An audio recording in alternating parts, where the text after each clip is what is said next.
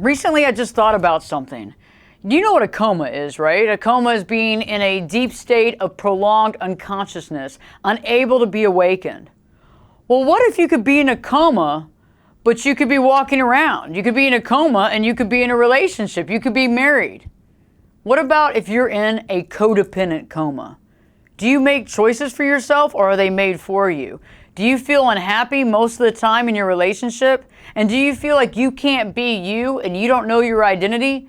You may be in a codependent coma, and you can't afford to miss this video.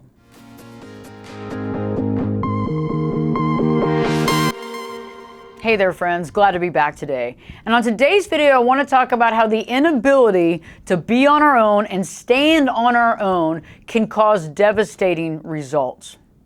Like I was saying earlier, we know what a coma is. And when someone's in a coma, they're in that deep state of prolonged unconsciousness with the inability to be awakened. But I believe that we can be in comas in relationships right now, and I call those codependent comas. I believe that we can be awakened, but I believe to some degree we are unconscious, not only of ourselves, our identity, but also our personal power. Let's begin the discussion. The first thing that I really want to discuss when we're in a codependent coma is how we sacrifice our own happiness, okay? We get in these relationships, we get in that relationship because we're glad that somebody wants us, that somebody's accepting us, that somebody loves us. And so we get into this relationship, and in the process of being in this relationship, what happens when it's a codependent relationship is we don't really have happiness, right? We're just trying to jump through each hoop we possibly can, walking on those eggshells to make that person happy so that they'll keep us in their life, so they'll accept us, so they'll love us. And that's one of the biggest things that I find in this codependent coma is there isn't much happiness in the relationship. I mean, think about it. Are you in a relationship right now where you've had to sacrifice your own happiness to take care of the other person and to hope that you deal with them with kid gloves so they don't leave you? That's being in a codependent coma. And I think it's something that you want to awaken to, because our relationships are supposed to be healthy. We're supposed to have gratitude. We're supposed to experience what we call happiness. And I know it's hard to define happiness, but the way I define it in a relationship is where two people have mutual respect for one another, based on each individual has unconditional love for themselves, and because they are able to unconditionally love themselves, they are able to unconditionally love the other person, right? It's not based on conditions, like you do this for me, and then maybe I love you. If you do this for me, then I'll buy you a gift that shows my love. It's not about that. It's about that real love, right? But what we find oftentimes is that when we are in a codependent relationship, we really don't know what real love is. And so we're sacrificing all that to stay in the relationship instead of being on our own. The second thing that we have a tendency of doing is compromising the things that are the most important to us. In my latest book, The 10-Day Challenge to Live Your True Life, I talk about beliefs and values, that type of thing that matter to us. What are your values? What are your beliefs? What are your theories? The things that you really hold sacred. And what I find is that when we're in these codependent relationships, we let that stuff fly out the window, okay? Especially when our spouse or girlfriend or boyfriend doesn't respect that, doesn't like that, doesn't agree with that kind of stuff. We'd rather just not talk about it, water under the bridge, because we don't want them to be upset. We don't want them to turn on us. We don't want them to leave us. So basically, we'll compromise ourselves at the soul level to keep a relationship that is really devastating, okay? And we're only keeping this relationship because what? Because we don't know our value. We feel like we're lucky to have this, even though this person might not agree with anything we say. Maybe this person puts us down every moment that they can. Definitely the relationship is based more on what you've done for me or what you've said lately, not based on anything that's unconditional. So something you really want to think about. Are you compromising yourself? Are you compromising your values? Are you compromising your beliefs to stay in this relationship? And I think if you really examine it, it's going to be very apparent, because you're going to feel sad a lot. You might feel guilty. You might actually feel some really deep-seated resentment, because you might have some really deep beliefs about something. could be about anything. It could be about helping animals. It could be about a belief in God, and your spouse doesn't believe in any of this stuff and puts it down, and so you just accept it so that you can hold on to the relationship. But at the same time, you're really sacrificing yourself at a soul level. And you really got to think about that. And that's something that can actually have devastating results, specifically in the meantime, but also in the long run. The third thing that I want to talk about is the loss of self-identity, okay? Now, what I want to say first off, though, is that when we're in a codependent coma, more likely than not, we don't really have our own identity, okay? We might know our belief system, some theories and thoughts we have. We might understand our values, right? But we don't really understand our true solid validity, okay? We really don't understand what we stand for. We don't really understand our true power. We also don't understand a lot of things about acceptance and unconditional love, and that actually comes from within instead of without. So this is definitely something you want to look at. Now, sometimes many of us could have been pondering and teetering on having that identity. But when we get into this codependent coma, this codependent relationship, we get further and further and further away and out of view of who we truly are. And so many times when I'm working with clients will say, I don't even know who I am anymore. I feel like a shell of a person. There's other things that they say too. And it's interesting because the longer they're in this codependent relationship, it does seem like they float farther and farther away from their identity.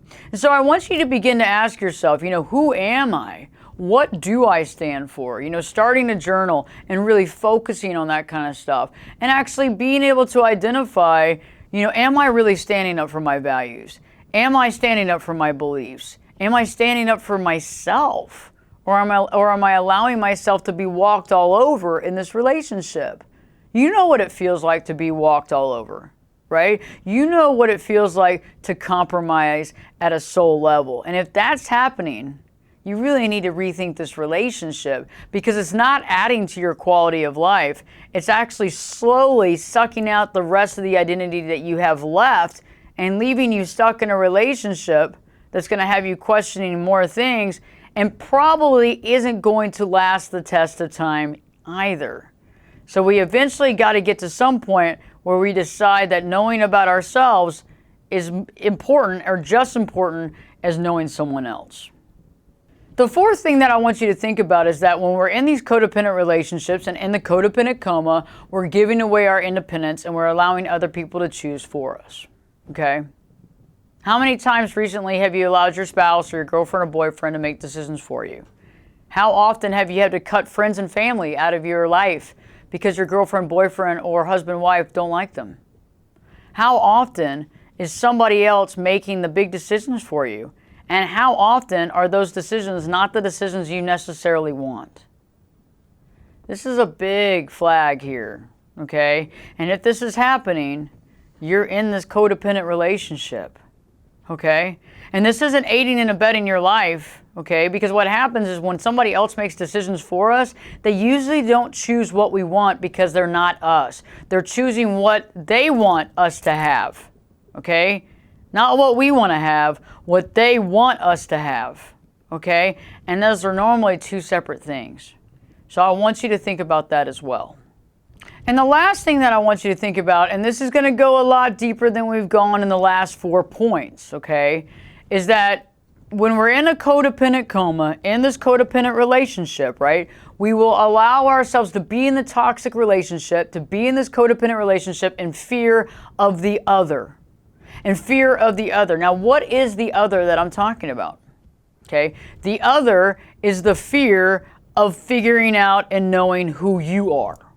Okay, so we'll stay in this toxic relationship that's codependent, that I'm sacrificing my happiness, right? That I'm compromising my values, that I'm allowing my identity to go further and further out where I don't even understand or define who I am, where I've given my independence away, that I'm allowing someone else to make decisions for me. Okay, think about that. And I'm doing all this to keep this person in my life because I feel like I need them, because I have to have them for approval and acceptance and to feel good and to feel comfortable. But I'm doing all this because I fear figuring out who I am. Think about that.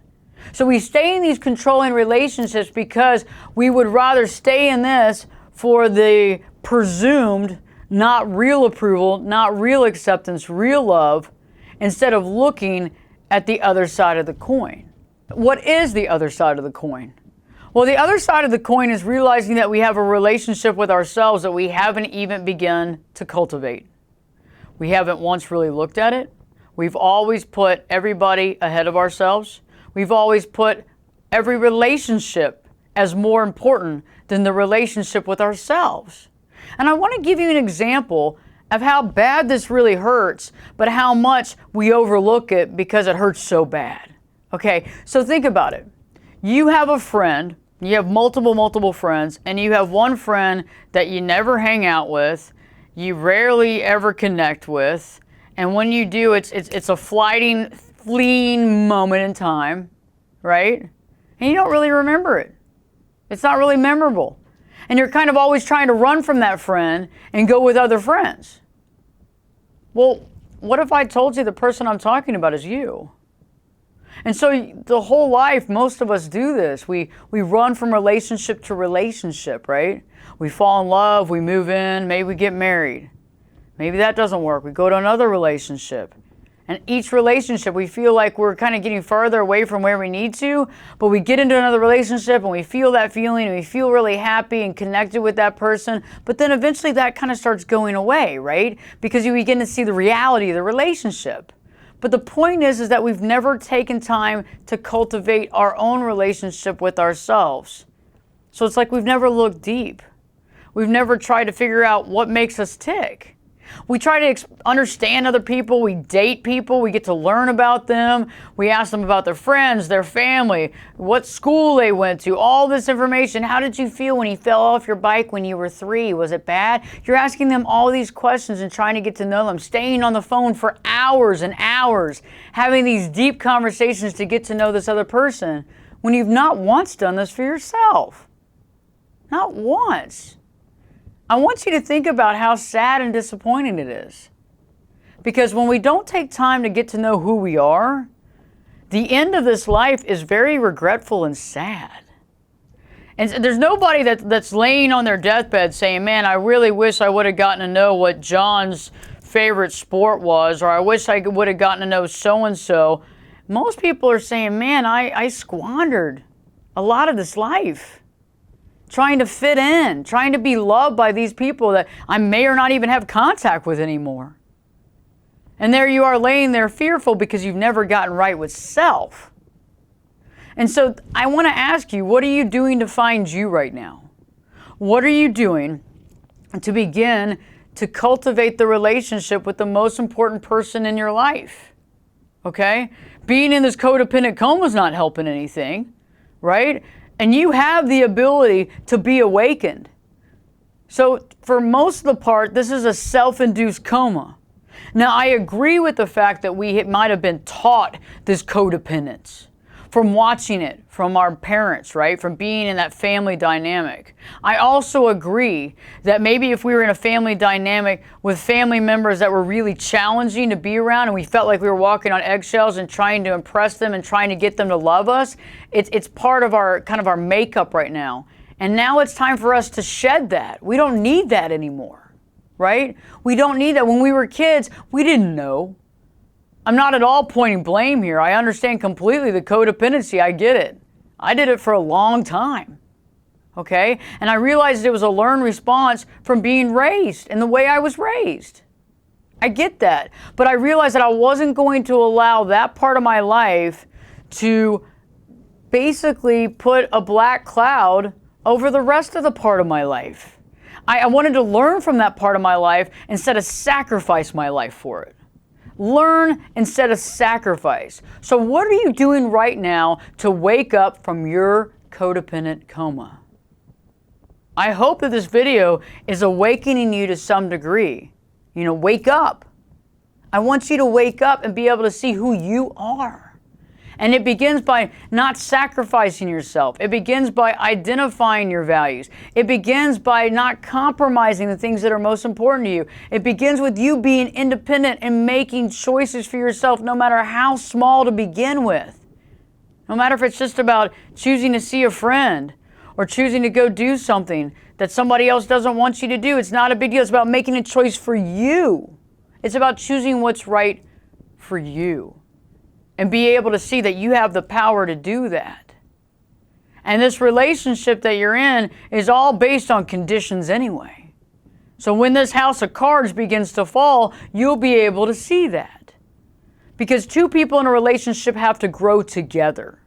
Otherwise, one person grows and the other person is not growing, okay? And you're going to eventually see that great divide. So if you begin to wake up out of the coma before your significant other does, you either help them to see the coma they're in, right? They may want to see it or they may not want to see it. But you have to live by example. And I think if you really think about this and think about when I say you come in this world on your own and you leave on your own, and I've said that multiple times, that means that the relationship that you walk in the beginning, is very important. And when you leave, you go on your own too. It's very important. You got to get right with you. And if you're living in this codependent coma, everything else is going to scare you, and you're not going to be living to the highest level you can. Because what I've realized in life is I know the choices I need to make. I understand what I need to do in my life. And I'm not going to sacrifice my values and beliefs just to keep somebody in my life so that I'm not alone. Think about that. The inability to stand on our own causes devastating results. It's time to wake up. It's time to realize your value. And it begins by accepting the reality and beginning to educate and doing several little things weekly, monthly to get out of this, and to also begin to find your true self and realize that there actually is value within you. And you should be working on the relationship with yourself just as much or more than you're working on that relationship that's outside of yourself. I hope this video has helped you, and please share this video with family and friends and anybody that you might know who's currently in a codependent relationship that doesn't seem to be able to recognize their own identity and is very unhappy and wants to make some changes but doesn't know where to begin. If you haven't already, please subscribe to this channel, and please leave us a like on this video if this video has helped you, and please comment on anything you've done to overcome a codependent relationship, and better yet, to be able to recognize and find your true self, your true calling. Don't forget to live your true life.